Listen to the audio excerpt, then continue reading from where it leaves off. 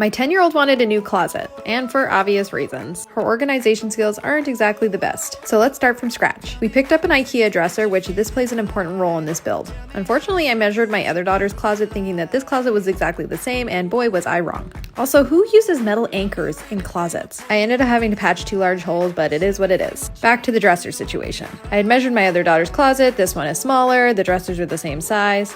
All in all, it means that I don't have as much space to work with, so we gotta get creative in here. I added some detail with this wallpaper that has been sitting in my basement for probably 2 or more years.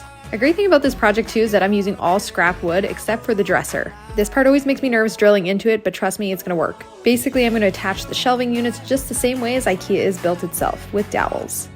Now it's time to get started working on the shelves, and as I mentioned, her closet is a little smaller than her sister's closet. So I have to get creative so she's not losing too much more hanging space. I always love getting my 5-year-old involved and teaching her all the skills she needs to know when she grows up.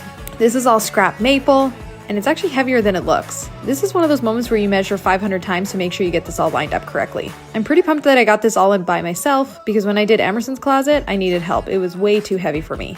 Also, she thought I was about to beat up somebody here, but I wasn't.